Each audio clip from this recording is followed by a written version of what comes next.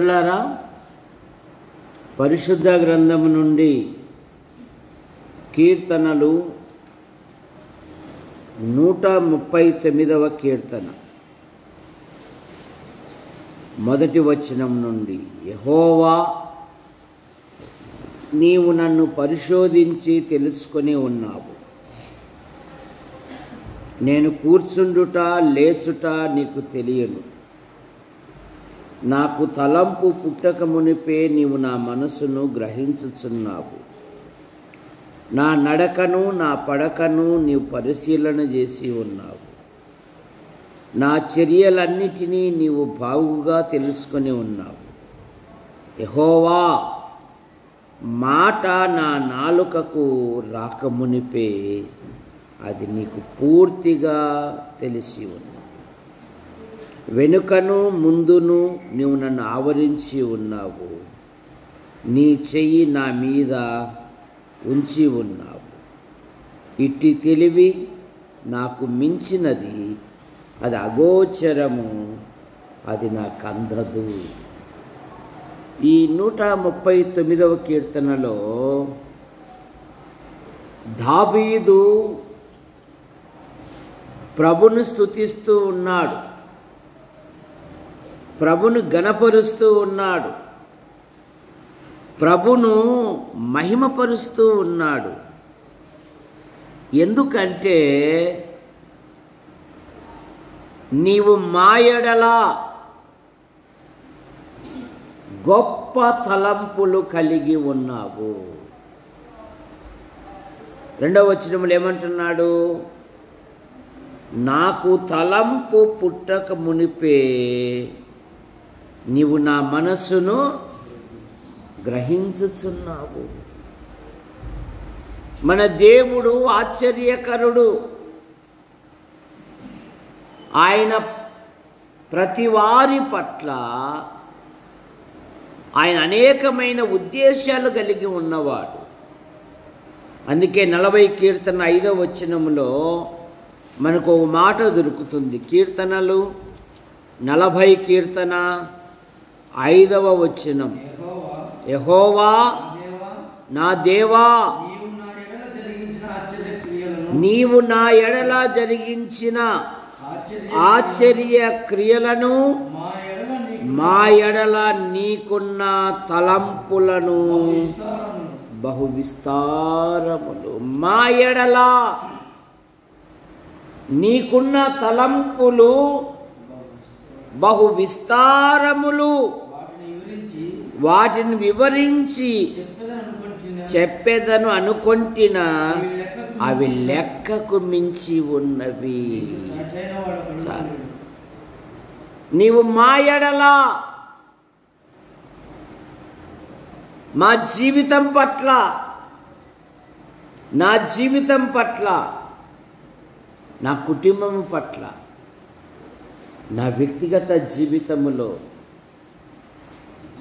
నీవు మా యెడల ఉన్న తలంపులు బహు గొప్పవి. దేవుడు ప్రతి వారిని ఒక ఉద్దేశము కలిగి ఉంటాడు, ప్రతి వారి పట్ల, ఆయన నమ్మిన ప్రజల పట్ల. అందుకే ఆయన అన్నాడు, నా తలంపులు మీ తలంపులు వంటివి కావు. యెషయా గ్రంథములో మనకు ఆ మాట దొరుకుతుంది. 55వ అధ్యాయము 8, 9 వచనాలు. నా తలంపులు మీ తలంపులు వంటివి కావు, మీ త్రోవలు నా త్రోవలు వంటివి కావు. ఇదే యెహోవా వాక్కు. ఆకాశమునకు ఎత్తుగా ఉన్నవో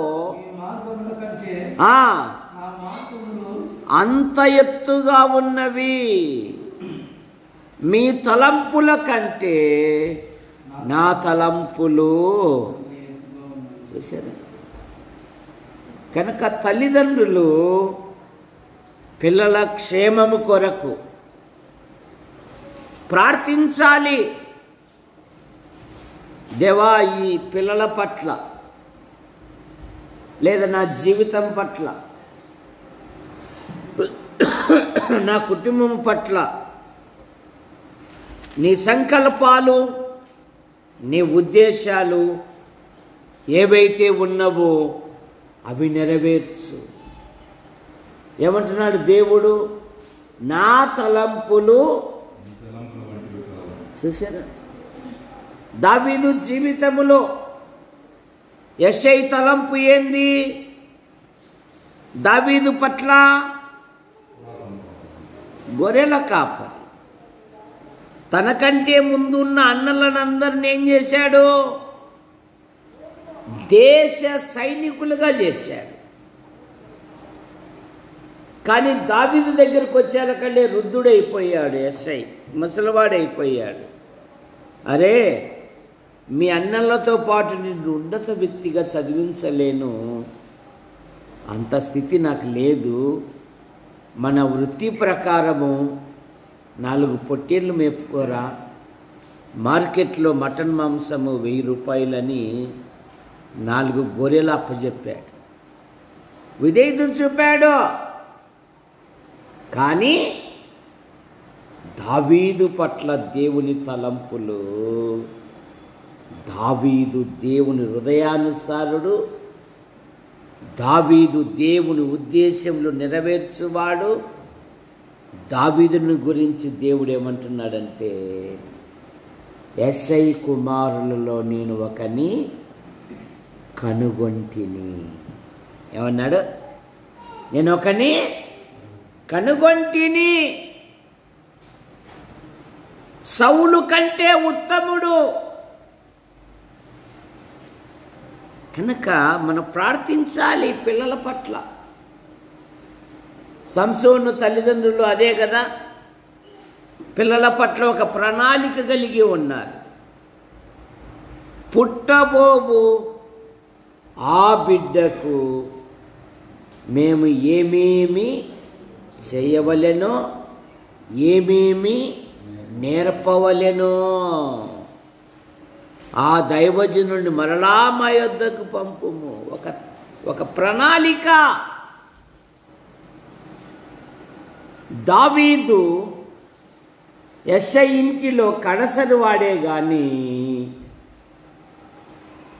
దావీదు దేవుని దృష్టిలో దేవుని హృదయానుసారుడు. కనుక నా తలంపులు మీ తలంపులు వంటివి కావు. యోసేపు జీవితములో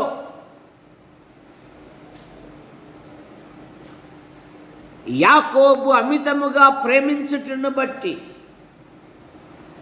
సోదరులు పగబట్టారు, అసూయపడ్డారు. కానీ యోసేపు యవ్వనములోనే వారి దుశ్చర్యలకు ఏకీభవించలేదు, కానీ వారి చెడు పనులను బట్టి తండ్రికి తెలియజేసేవాడు. తను తాను ప్రత్యేకించుకున్నాడు. పగబట్టారు, అసూయపడ్డారు, అమ్మి వేశారు కూడా. ఇక వారి జీవితాలు అంతే. కానీ యోసేపు ఏమంటాడు? మీరు నన్ను అమ్మి వేసినందుకు దుఃఖపడకుడి, మిమ్మల్ని పోషించుటకు మీకంటే ముందుగా దేవుడు నన్ను ఇక్కడికి పంపాను. నా అంతటా నేను రాలే. చూసారా? మీకంటే ముందుగా దేవుడు నన్ను ఇక్కడికి పంపాడు. కనుక పిల్లల పట్ల తల్లిదండ్రులు స్వచ్ఛందంగా ప్రార్థించాలి. దేవా, నా పిల్లల పట్ల నీ సంకల్పాలు, నీ ఉద్దేశాలు ఏవైతే ఉన్నవో నెరవేర్చు. సంతానము దేవుడి ఇచ్చు బహుమానము.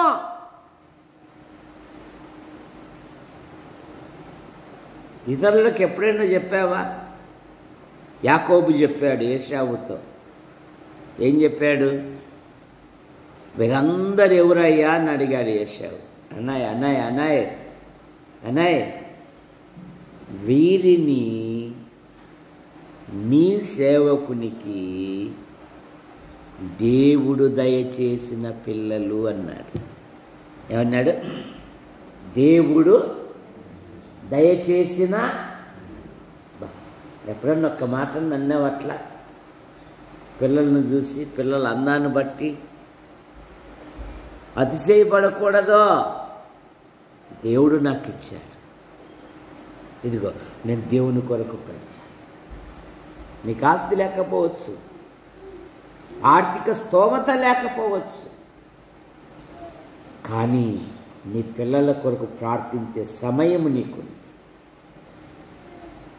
నువ్వు ప్రార్థించు వారి కొరకు. వారి జీవితాలలో దేవుడు అద్భుతమైన కార్యాలు జరిగిస్తాడు. యవన పిల్లలు కూడా మా జీవితం పట్ల దేవా నీ సంకల్పం ఏముందో, నీ ఉద్దేశం ఏదుందో అది నెరవేర్చు.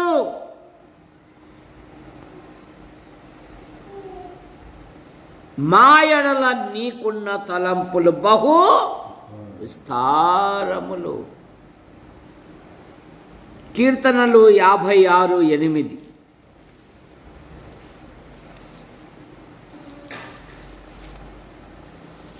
మా సంచారములను లెక్కించున్నావు, నా కన్నీటిని గుడ్డలో నించబడినవి, అవి నీ కవలలో కనబడిన కదా.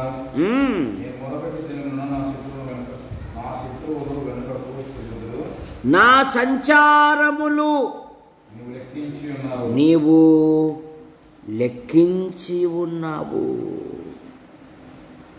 కనుక మొదటి మాట, మన తలంపులు ఎరిగిన దేవుడు. మన తలంపులు ఎరిగిన దేవుడు. మన ప్రభు అయిన యేసుక్రీస్తు వారు కూడా మత్తయి సువార్త 9వ అధ్యాయము 4వ వచనములో అక్కడ మనకు ఒక మాట కనపడుతుంది. 9:4. యేసు వారి తలంపులను గ్రహించి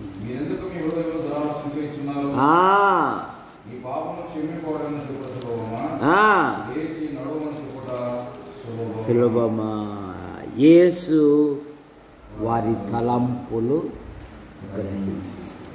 చూసారా, యోహాను సువార్తలో ఒక మాట ఉంది, మన ప్రభువైన యేసుక్రీస్తు వారు ప్రతివాని ఆంతర్యమును ఎరిగిన దేవుడు అని.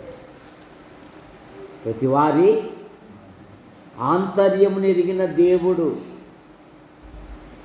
నీ హృదయములో, నా హృదయములో ఏదుందో ఆయనకు తెలుసంట. జాగ్రత్త మన ఆధ్యాత్మిక జీవితంలో. రెండవ మాట, మన మార్గములు ఎరిగిన దేవుడు, మన మాట ఎరిగిన దేవుడు. 139వ కీర్తన 4వ వచనం, యెహోవా మాట నా నాలుకకు రాక మునిపే అది నీకు పూర్తిగా తెలుసు. యెహోవా మాట నా నాలుకకు, అంటే మాట ఎక్కడ సిద్ధపడాలా? మొట్టమొదట హృదయంలో సిద్ధపడి నాలుక ద్వారా బయటికి రావాలి. ఏమంటున్నాడు ఇక్కడ?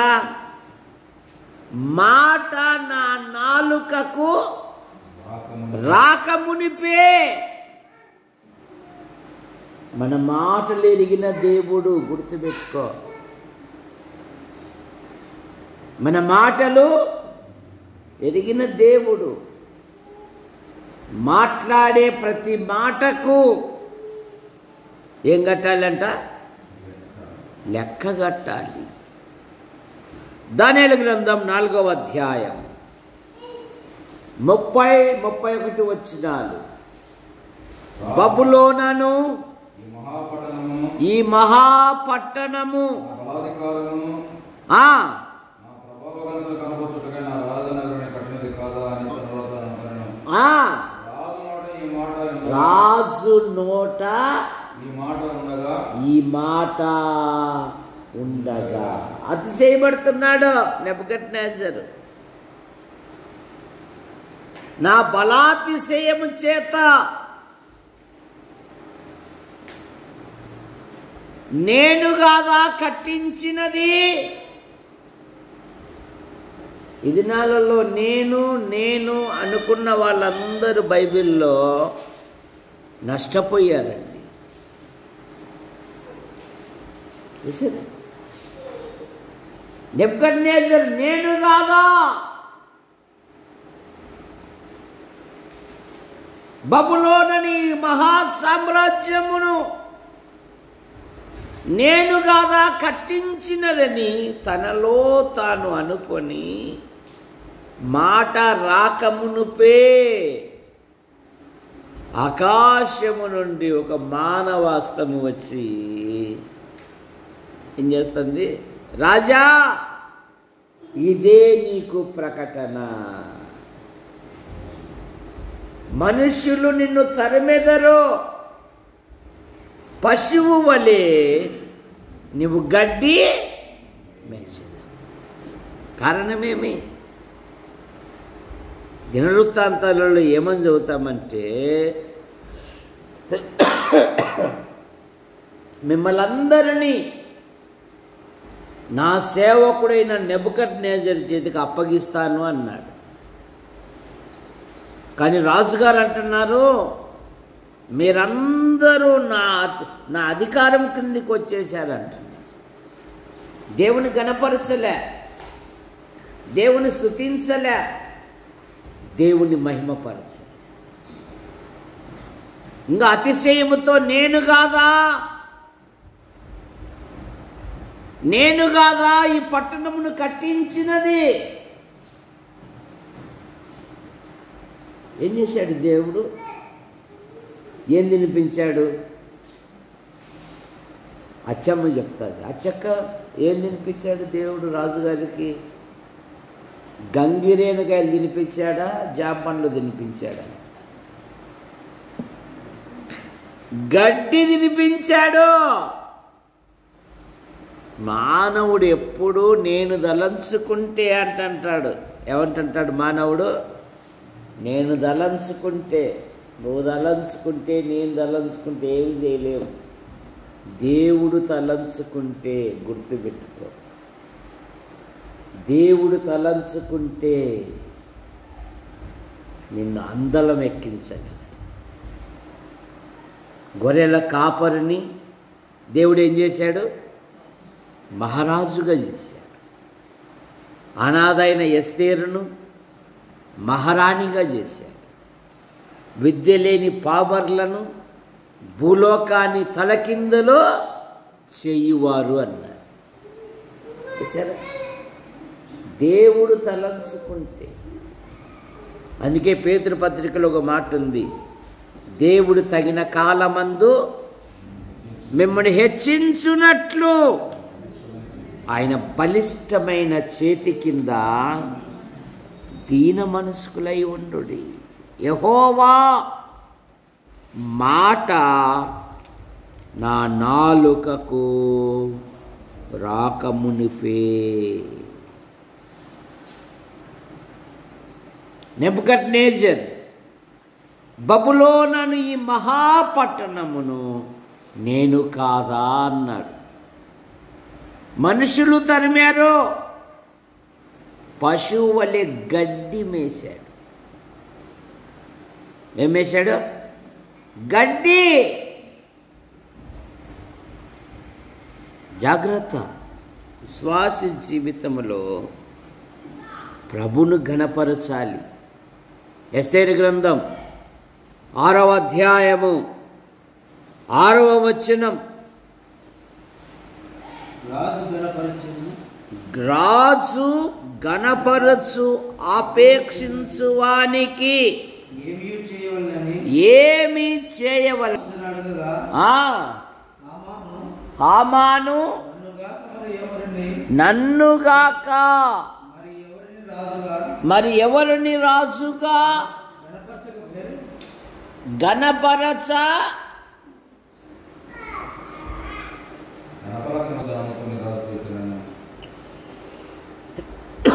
రాజు గణపరచ ఆపేక్షించు వానికి ఏమి చేయవలనని రాజు అతను అడిగెను.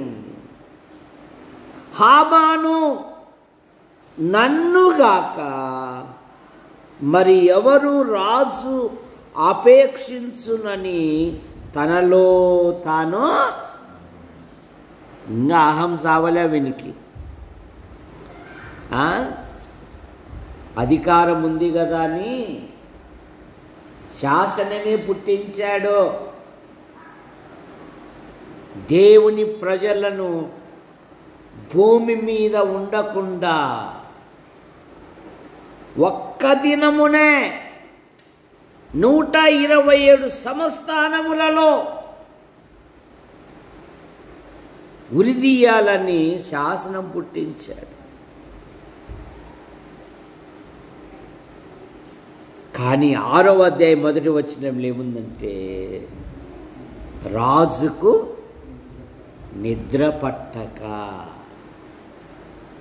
నువ్వు చేసే మేలులను బట్టి ఆయన మర్చిపోయే దేవుడు కాదు. చాలామంది దేవుడు మర్చిపోయాడు అనుకుంటారు. ఎబ్రీ పత్రిక 6:10 ఏమని రాయబడిందంటే మీరు పరిశుద్ధులకు ఉపచారము చేయించు తన నామం బట్టి చూపిన ప్రేమను మరచుటకు దేవుడు రాజుగారిని హత్య చేయుటకు 2 ప్రయత్నం చేశారు. మొర్దెకై దానిని నివారించాడు. గ్రంథంలో కూడా రాయబడింది. కానీ బహుమతి ఇలే. ఇప్పుడు రాజుగారికి నిద్ర పట్టలేదు. మీ కవితలు, మీ గొప్పతనం మీరంతా ఇప్పుడు ఇళ్ళకి వెళ్ళిపోండి. నా మనసులో ఎట్లెట్లా ఉంది అయ్యా, డైరీ తీసుకురండి అయ్యా, నా ముందర చదవండి, ఛానల్ అవి వినక. అరే, ఒకడు నా ప్రాణాన్ని రక్షించాడా? మరి బహుమతి ఏమన్నా ఇచ్చారా? ఏమి ఇవ్వలేదండి. మీరే మనుషులురా. రాజుగారిని కాపాడితే మీరు బహుమతి ఇవ్వలేదా? ఆ సమయంలో వచ్చాడు మనవాడు. రాజు గణపరచ ఆపేక్షించువానికి ఏం చెయ్యాలి? వాడి వివరం చెప్పాలనా? వానిలో ఉన్న అతిశయం బయటపడతా ఉంది. ఈ మహాసామ్రాజ్యములో రాజు చేత ప్రశంసించదగిన వాడు ఎవడున్నాడు? నేనుగాక. ఏం లేదు రాజుగారు, నీ వస్త్రాలు వేయాలా, నీ ఆభరణాలు ధరించల్లా, గుర్రం మీద కూర్చోబెట్టాలా, ఊరంతా ఊరేగించాలి అని. నువ్వై మొర్దెకై చేయిపో అన్నాడు. నువ్వయ్యే శత్రువు చేతనే దేవుడు దేవుని పిల్లలకు సన్మానం చేయించాడు. ఎవరి చేత? శత్రువు చేత. యెషయా గ్రంథంలో ఉంది కదా, ఈ హామాను యూదులకు శత్రువు అనే మాట మనం చూస్తాం. చూడండి, యెషయా గ్రంథంలోనే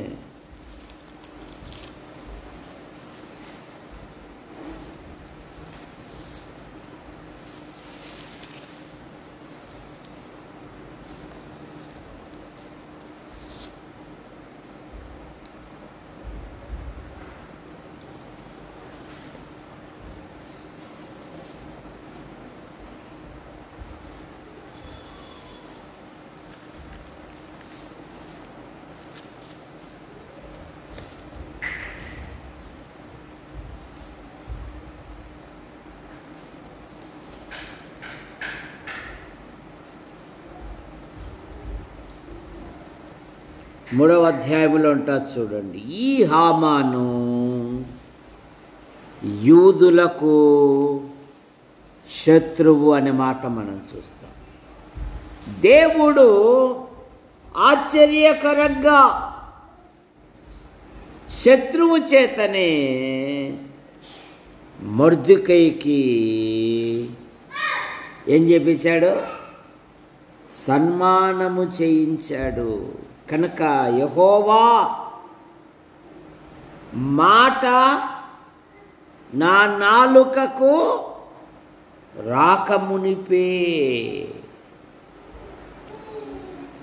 నీవు ఎరుగుదు. మన ఆధ్యాత్మిక జీవితములో లూకాసు వార్త 12వ అధ్యాయంలో కూడా అక్కడ గొప్ప వ్యవసాయదారుడు ఉన్నాడు, గొప్ప రైతున్నాడు. పంట పండింది. ఏమైనా దేవుని స్తుతించాడా? దేవుని గణపరిచాడా? దేవుని మహిమపరిచాడా? తన ప్రాణముతో చెప్పుకుంటున్నాడు, ప్రాణమా తినుము, త్రాగుము, సుఖించుము అని ఎక్కడనుకుంటున్నాడు?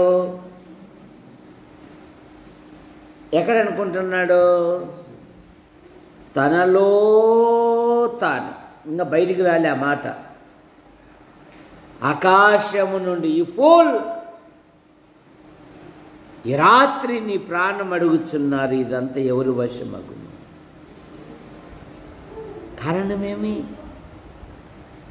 దేవుని స్తుతించేది మర్చిపోయాడు, దేవుని గణపరిచేది మర్చిపోయాడు, దేవునికిచ్చేది కూడా మర్చిపోయాడు. అంతా నా నా అని 7 మాటలు అక్కడ కనపడుతుంది. జాగ్రత్త మన ఆధ్యాత్మిక జీవితంలో. దేవుడు మనల్ని హెచ్చించే కొలది మనం ప్రభుని హెచ్చించాలి, మనం ప్రభుని గణపరచాలి, మనం ప్రభును మహిమపరచాలి.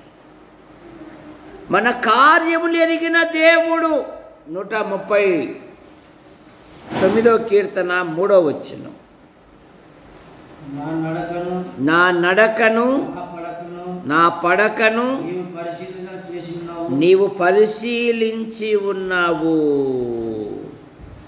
నా చర్యలన్నిటినీ నీవు బాగుగా నా చర్యలన్నిటినీ నేను చేసే ప్రతిదీ. పిల్లి అనుకుంటుందంట పాలు తాగుతూ, ఏమనుకుంటుందంట? రామాజీ శ్వేత, హలో, ఏమనుకుంటుంది? ఏమనుకుంటుంది పిల్లి? పిల్ల నక్క అనేది పాలు తాగుతూ నన్నెవరు? చాలామంది ఈ భ్రమలో ఉన్నారు, నన్నెవరు చూడలేదులే అని. జాగ్రత్త. మన ఆధ్యాత్మిక జీవితములో మనము దేవునికి లెక్క కట్టాలి. ఆయన మన చర్యలలో మనకు తోడుగా ఉన్నది. యెషయా గ్రంథం 26:12లో యెహోవా నిజముగా నీవు మా పక్షమున ఉండి మా పనులన్నిటినీ సఫలపరుచుదు. మన కార్యములను ఆయన సఫలము చేయు దేవుడు.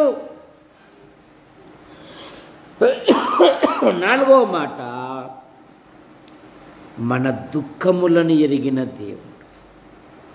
నిర్గమకాండం 3వ అధ్యాయం 7వ వచనం.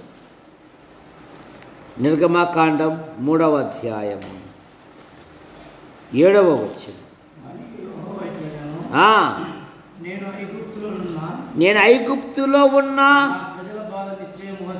నా ప్రజల బాధను నిశ్చయముగా చూచి తిని పనులలో తాము పనులలో తాము కష్టపెట్టు కష్టపెట్టు వారిని వారిని బట్టి బట్టి వారు పెట్టిన మొరను వింటిని వారి దుఃఖములు వారి దుఃఖములు నాకు తెలిసి ఉన్నవి. చూసారా, నీ దుఃఖము గురించి కూడా తెలుసాయి. నీ దుఃఖాన్ని నిట్టూర్పులను తొలగించి ఆనందమిచ్చే దేవుడు.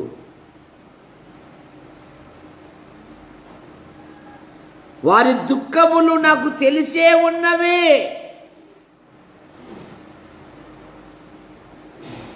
అని వదిలేసి పారిపోయే దేవుడు కాదు నీ దేవుడు. వారి యావత్ బాధలో ఆయన బాధ నొందును.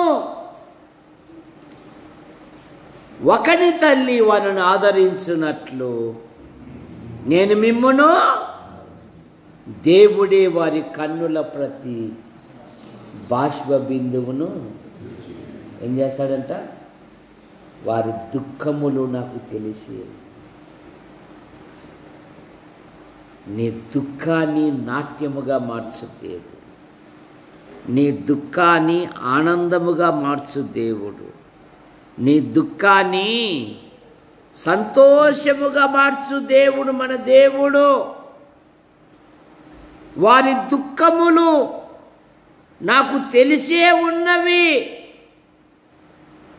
అందుకనే యేసు ప్రభు వారు ఏమన్నారు? మత్తయి సువార్త 5వ అధ్యాయము 4వ వచనములో,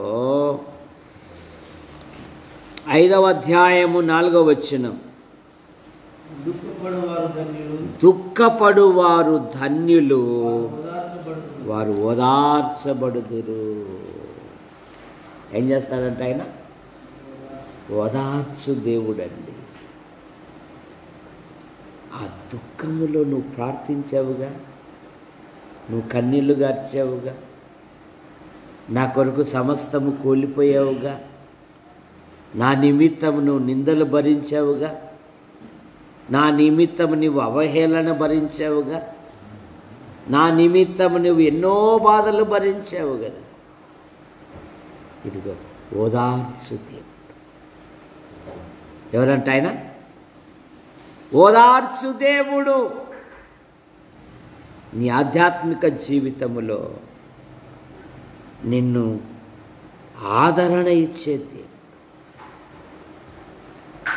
యోహాను సువార్త 16వ అధ్యాయం 22వ వచనం, అటువలే మీరును ఇప్పుడు దుఃఖపడుతున్నారు గాని మిమ్మును మరలా చూసేదను, మీ హృదయము సంతోషించును, మీ సంతోషమును ఎవరి మీద నుండి తీసివేయడు. ఏమంటున్నాడు ఆయన?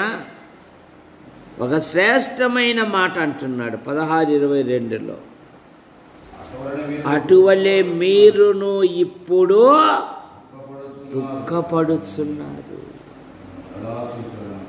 నేను మరలా చూసేదను, అప్పుడు మీ హృదయము సంతోషించును, మీ సంతోషము ఎవడును మీ వద్ద తీసివేయలేదు. చెప్పనాశక్యమైన సంతోషము. కనుక మీ దుఃఖమును నాట్యముగా మార్చు దేవుడు. కీర్తనలో చూడండి 39వ కీర్తనలో, ఆయన నా గోనె పట్టును విడిపించి నాకు సంతోష వస్త్రాన్ని ధరింపజేశాడు అనే మాట మనం చూస్తాం. నా ప్రాణం మౌనముగా ఉండకని కీర్తించినట్లు నా అంగలార్పును నాట్యముగా మార్చి ఉన్నావు. నా గోనె పట్ట విడిపించి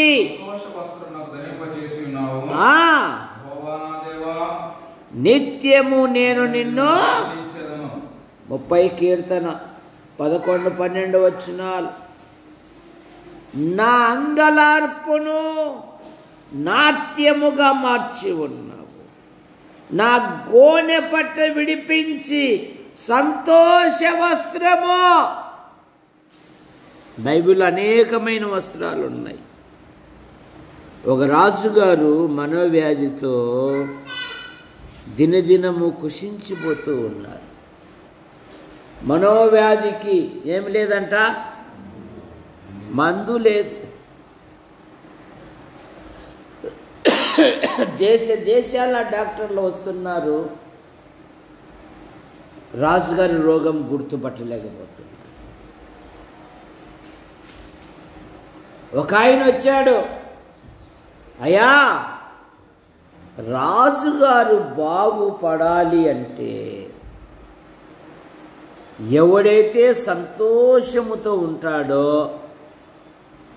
వాని అంగీ తీసుకొచ్చి రాజుగారికి తగిలిస్తే రాజుగారి రోగం బాగవుతుంది. యాడికిలో ఉన్నవారులారా, మీరు సంతోషంగా ఉన్నారా? ఎక్కడ సంతోషమయ్యా? సమస్యలతో ఉన్నాం. యువకులారా, మీరు సంతోషంగా ఉన్నారా? మేము ఉన్నతమైన చదువులు చదివాము కానీ ఉద్యోగాలు రాలేక మాకు సంతోషం లేదయ్యా. అయ్యా మీరు సంతోషంగా ఉన్నారా? అయ్యా ఉన్నారయ్యా. ఈ ఊర్లో ఒకడు చివరు ఉన్నాడయ్యా, వాడెప్పుడు సంతోషంగా ఉంటాడయ్యా. బాబా బాబా వాని కోసమే రాని వాని దగ్గరికి పోయారు. అబ్బాయి నువ్వు ఎప్పుడు సంతోషమేనా అన్నారు. సంతోషమే అయ్యగారు అన్నారు. అట్లయితే అబ్బాయి నీ రాజుగారికి మనో దుఃఖం ఉంది, ఆయన రోగం పోగాలంటే నీ వస్త్రం మీరా రాజుగారికి తగిలిస్తాము అంటే వాడు అంటున్నాడు నాకు వస్త్రమే లేదండి అంటున్నాడు. మరి ఎక్కడ సంతోషం?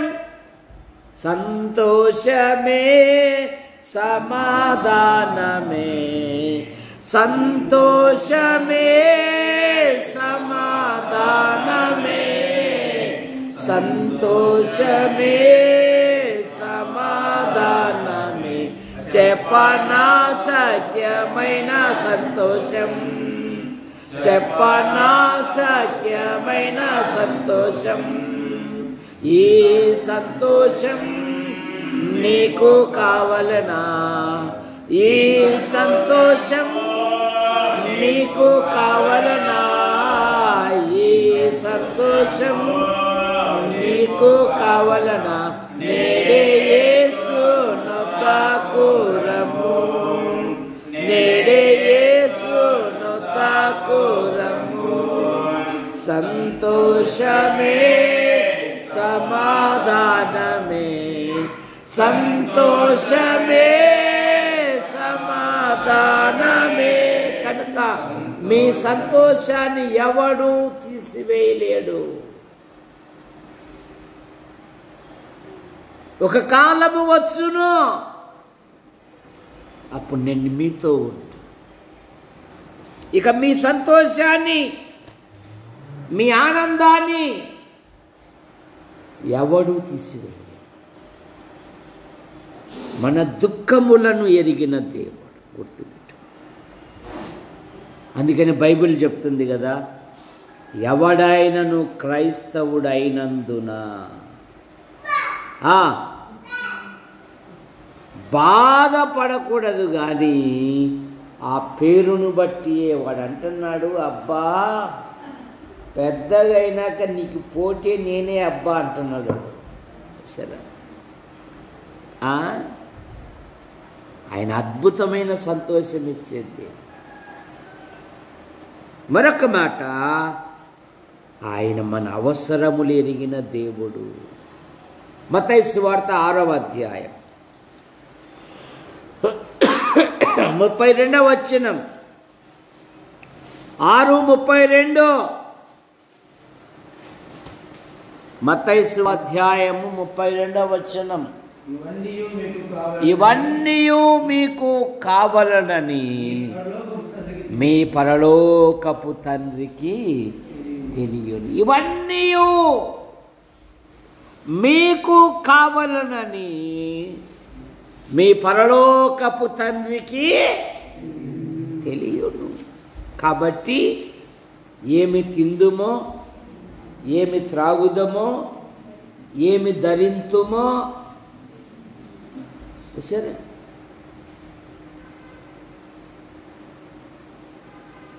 దేవుని ఎరగని ప్రజలు ఆలోచిస్తూ ఉంటారు. కానీ మన ప్రభు అయిన యేసుక్రీస్తు వారు మీకు కావాలనని మీ పరలోకపు తండ్రికి ఆయనకు తెలుసు. అయితే ప్రతి విషయములో మనం ప్రభుని అడగాలి, ప్రభునకు తెలియజేయాలి. దేనిని గూర్చియు చింతపడకుడి గాని ప్రతి విషయమునందు ప్రార్థన విజ్ఞాపనముల చేత కృతజ్ఞతాపూర్వకముగా మీ విన్నపములు దేవునికి, ఇది మానేశాం.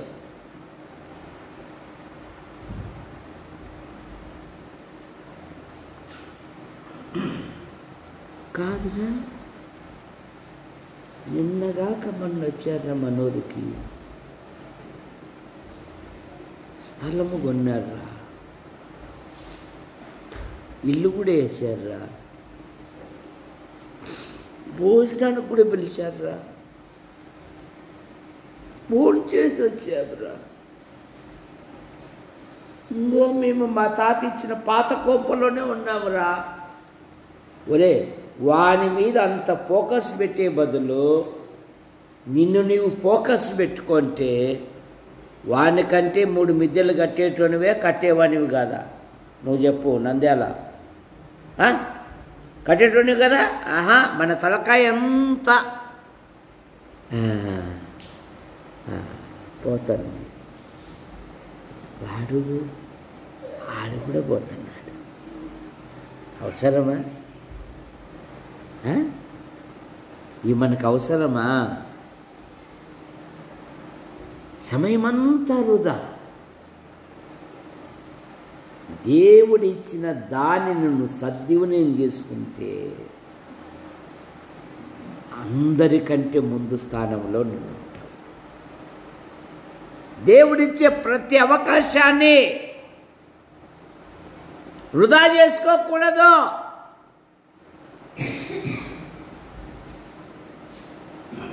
అవకాశాలు అప్పుడప్పుడే వస్తాయంట.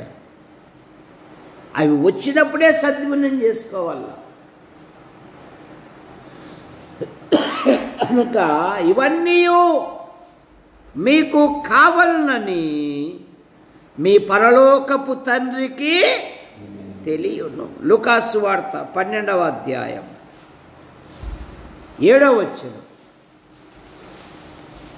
12:7. లూకాసు వార్త,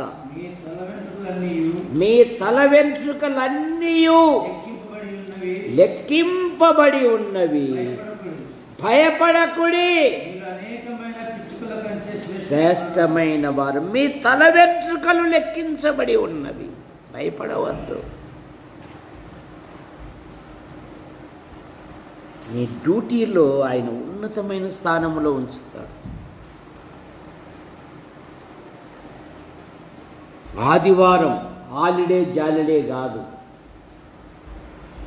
ద లార్డ్స్ డే.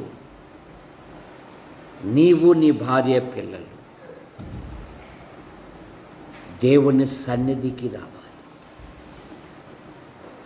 అక్కడ ఎందుకు పోతున్నావంటే నువ్వు పరీక్షించే కాదు పోవాల్సిండేది. దేవుని సన్నిధిలో నా కుటుంబం కనపడాలి. నేను దేవుని బట్టి అక్కడ పోతున్నాను,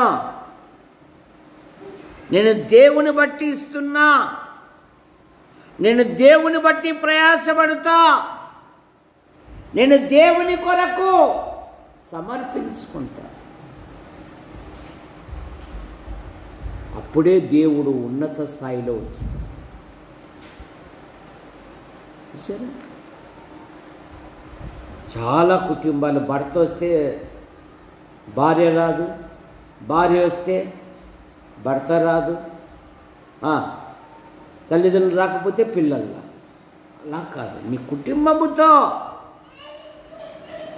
ఎప్పుడైతే దేవుని సన్నిధిలో ఉంటావో దేవుడు హెచ్చిస్తాడు. తెలుసు,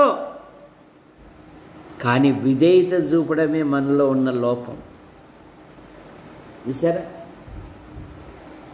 ప్రార్థనకు ముందు, ప్రార్థన తర్వాత, చివరిలో అంటే ఇష్టానుసారంగా ఉన్నావని నువ్వు అర్థమవుతుంది. నీ ప్రవర్తనను బట్టే నువ్వు దేవుణ్ణి ఎట్లా ప్రేమిస్తున్నావు అన్నదాని నిదర్శనం ఏంటంటే అందరికంటే ముందు వచ్చేస్తా.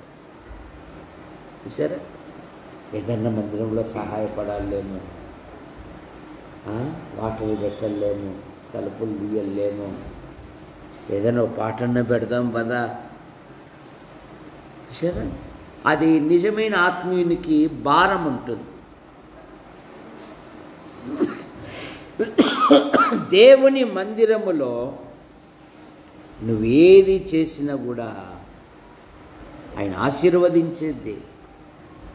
మన భక్తి జీవితం కూడా ఎరిగిన దేవుడు. గుర్తుపెట్టుకో, అబ్రహాము కుటుంబం గురించి దేవుడు ఏమని సాక్ష్యం ఇచ్చాడు? సహోదరులు చెప్పండి, అబ్రహాము కుటుంబం గురించి దేవుడు ఏమని సాక్ష్యం ఇచ్చాడు? కొన్ని సహోదరులను చెప్పండి. ఆదికాండం 18:19. తన తర్వాత యెహోవా అబ్రహామును గూర్చి చెప్పినది అతనికి కలగజేయునట్లు అతని తన తరువాత తన పిల్లలను తన ఇంటి వారును నీతి న్యాయములు జరిగించుచు యెహోవా మార్గమును గైకొనుటకై నేనెరిగి ఉన్నాను. మన భక్తి జీవితం కూడా దేవునికి తెలుసు. ప్రభు పట్ల నీకెంతుందో భక్తి, ప్రభు పట్ల నీకెంతుందో ఆసక్తి, ప్రభు కార్యాల పట్ల నువ్వే విధంగా ప్రయాసపడుతున్నావో, ఏ విధంగా శ్రమ పడుతున్నావో ఆయనకు తెలుసు. అబ్రహాము గూర్చినది ఏమని సాక్ష్యం ఇస్తున్నాడు? అబ్రహామును గురించి దేవుడు తన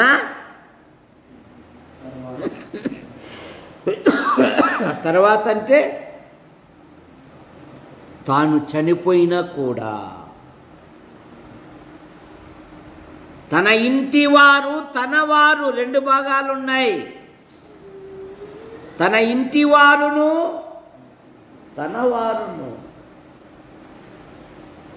దేవుని యందు భయభక్తులు కలిగి జీవించున్నట్లుగా వారికి ఆజ్ఞాపించి నేర్పించాడు. అమ్మో, పొద్దు ఆదివారం అండి, ఉద్యోగరీతి ఇక్కడికి వచ్చాను కదా, ఇక్కడ ఏదైనా మందిరం ఉందా? ఏ మందిరం అండి? అబ్బో మా అమ్మ కొడతాదండి. మా అమ్మ నాకు చేసే మొట్టమొదటి ఫోన్ ఏంటంటే, ఒరే ఈరోజు నువ్వు మందిరానికి పోయినావా? లేదు, నేను వెళ్ళాలి, నేను దేవుని సన్నిధిలో ఉన్నాను.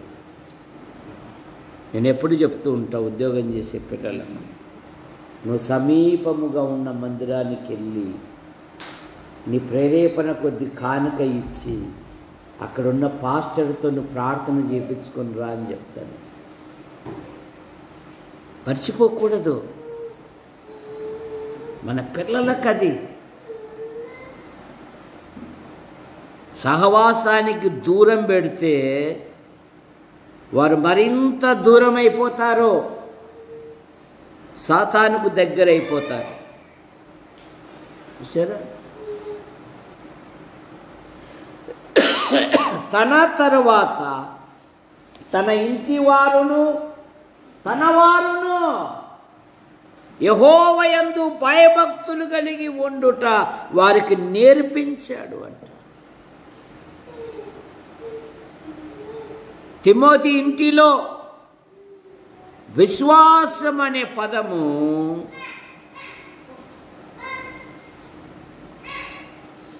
ఎన్ని తరాలుగా ఉంది తిమోతి ఇంటిలో?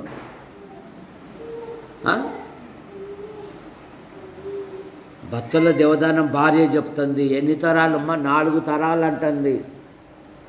ఎన్ని తరాలు? మొదట అవ్వ రక్షణ పొందింది, తర్వాత అమ్మ రక్షణ పొందింది, తర్వాత అమ్మ గర్భంలో నడిచిన తిమోతి కూడా. అబ్బా, తిమోతి యవ్వనములో 2 సంఘాల సహోదరుల వలన మంచి పేరు పొందినవాడంట. పలానా అబ్బాయి అండి తను డ్యూటీ చూసుకుంటూ డ్యూటీ అయిపోతేనే మందిర పనులలో ఉంటాడండి. ఆ అబ్బాయికి మందిరము డ్యూటీ తప్ప ఇంకేమి తెలియదండి. సరే, నువ్వు మందిరములో ఉండే కొద్దీ నీ పదవులను కూడా ఆయన హెచ్చిస్తాడు. అది గుర్తించడంలో చాలామంది దేవుని సహవాసములో, దేవుని సంఘములో నువ్వు గడిపే ప్రతి క్షణానికి 1000 ఇస్తాడు ఆయన. అదే కదా నీ ఆవరణంలో ఒక్క దినము గడుపుట. ఈ పరిసర ప్రాంతంలో నువ్వు సమయం గడిపే కొలది 1000 దీవించబడతావు. కానీ అదేదో నీ జీవితంలో ఒక మతాచారానికో, ఒక అలవాటుకో, ఒక పద్ధతిగా మార్చేసుకున్నావు. చూసారా? అలా కాదు. ఆదిమ విశ్వాసులు వీరు ఇంటింట రొట్టె విడిచుట ఎందు, ప్రార్థించుట ఎందు, సహవాసమందు ఎడతెగక ఉన్నారంట. వాళ్ళు గంటలు దాటితే భయం, నిమిషాలు దాటితే భయం, ఎక్కువ సమయం పోతే భయం. ఇక దేవుని సన్నిధిలో ఎట్లా గడుపుతావు నీ ఆధ్యాత్మిక జీవితంలో? జాగ్రత్త. ఆయన మన ఆధ్యాత్మిక జీవితంలో మనము నిర్మించబడిన రీతి కూడా ఆయనకు తెలుసండి. 103వ కీర్తన 14వ వచనం. 103వ కీర్తన 14వ వచనం.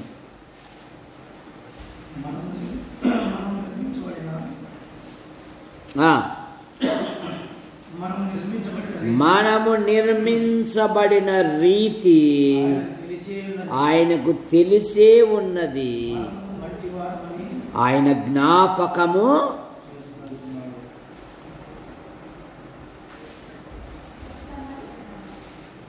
మనము నిర్మించబడిన రీతి ఆయనకు తెలిసే ఉన్నది. మన జీవిత విధానము, మనం రూపింపబడిన రీతి ఆయనకు తెలిసే ఉన్నది.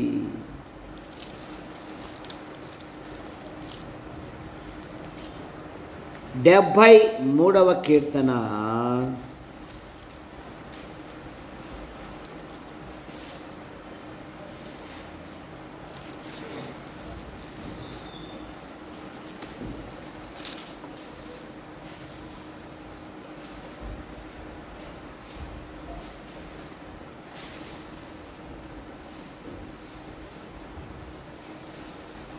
8వ వచనంలో, నాకైతే దేవుని పొందు ధన్యకరము, నీ సర్వకార్యములు నేను తెలియజేయునట్లు ప్రభువైన యెహోవా శరణు జొచ్చి.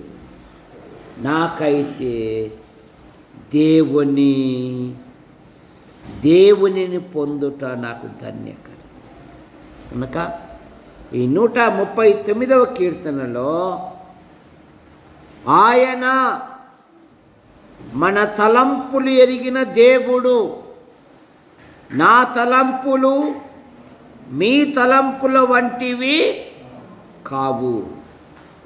ఆయన మన మాటలు ఎరిగిన దేవుడు. ఆయన మన కార్యములు ఎరిగిన దేవుడు. ఆయన మన దుఃఖములను ఎరిగిన దేవుడు. ఆయన మన అవసరములు ఎరిగిన దేవుడు. ఆయన మన భక్తి జీవితం ఎరిగిన దేవుడు. ఆయన మనం నిర్మించబడిన రీతిని ఎరిగిన దేవుడు గనక మన ఆధ్యాత్మిక జీవితములో ప్రతి విషయములో మనం ప్రభును స్తుతించాలి. సహోదరులారా,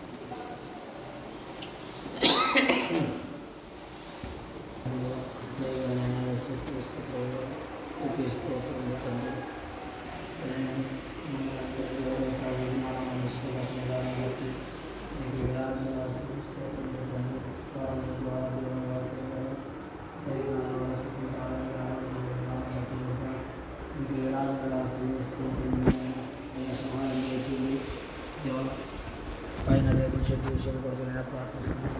ఇలా సహాయం చేయండి. సండే స్కూల్కి రేపుల చెట్టు వేయటం సహాయం చేయటం సహాయం చేయడం ఆశ్రయించడం అద్భుతంగా దేవా రేపుల చెట్టు నిర్మించబడేలాగా సహాయం చేయమని మా ప్రభు మా రక్షకుడైన యేసుక్రీస్తు నామమున అడిగి ప్రార్థించుకున్నాం తండ్రి.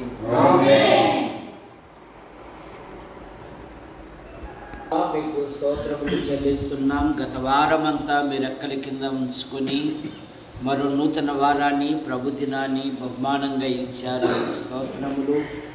యాడికి క్రైస్తవ కూడిక గృహం చేర్చబడిన ప్రతి కుటుంబాన్ని బట్టి మీకు స్తోత్రం. ప్రతి కుటుంబంలో ప్రభుత్వ శాఖల్లో ప్రైవేటు సంస్థల్లో మరికొందరు రాత్రింబగళ్ళు మరి పని చేయించున్నారు. నైనా క్షేమంగా నడిపించమన్నాడు. బిషప్ డ్యూటీలో ఉన్నారు. క్లీనర్ను లారీని క్షేమంగా నడిపించండి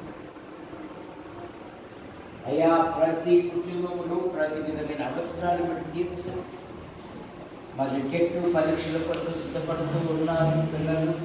అద్భుతమైన సహాయం దయచి, అలాగే డిగ్రీ పరీక్షల కొరకు సిద్ధపడుతున్నారు. అద్భుతమైన సహాయం. సండే స్కూల్ పిల్లల బట్టి స్తోత్రములు.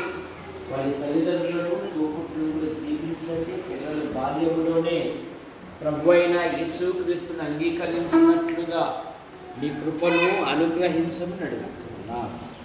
యేసు ప్రభువా, ఈ వారంలో జరగబోయే ప్రతి పనిలో ప్రతి డ్యూటీలో మీ కృపాక్షేమాల నుంచి కాపాడండి. స్వామి కృపమ్మ కుమారుని దీవించండి. పంట పొలాలను కూడా దీవించి మీరు మహిమ పొందండి. మంచి రేటుకి అమ్మబడినట్లుగా మీకు దాయించి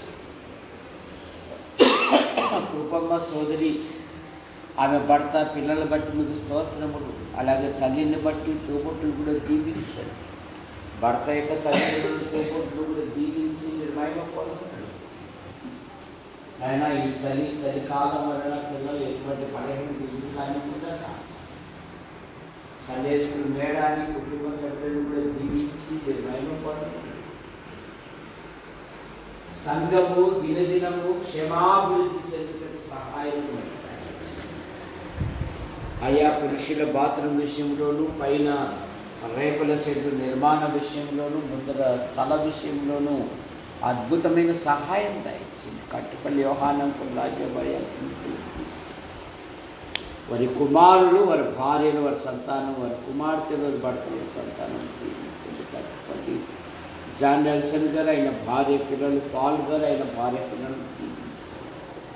అన్నం జోసఫ్ గారు స్టంట్ వేయబడింది, భార్య పిల్లలను దీవించండి. ప్రతి గాయాన్ని మీరు ముక్తి స్వస్థపరచండి.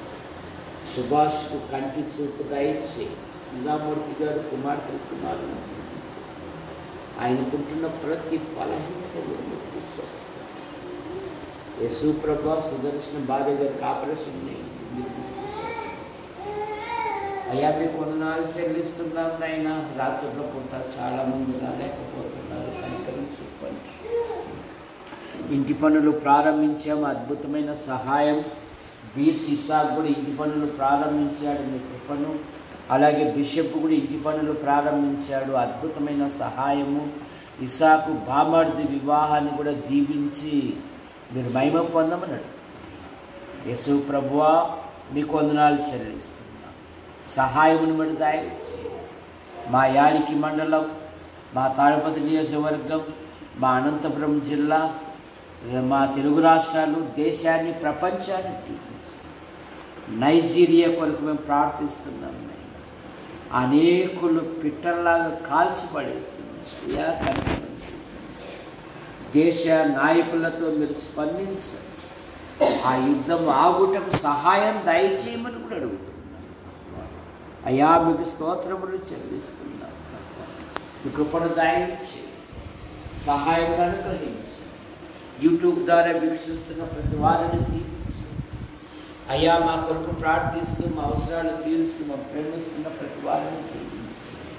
మా మండలం నుండి ఉపాధి కొరకు, ఉద్యోగం కొరకు, ఉన్నతమైన చదువుల కొరకు వెలుపల ఉంటున్న ప్రతి కుటుంబాన్ని, ప్రతి యవనస్తుని, యవనరాలను మీరు ఎక్కడి కింద ఉంచుకుని అయ్యా మా కొరకు ప్రార్థిస్తూ మా అవసరాలు తీరుస్తూ మాకు సహాయపడుతున్న ప్రతి వారిని దీవించండి.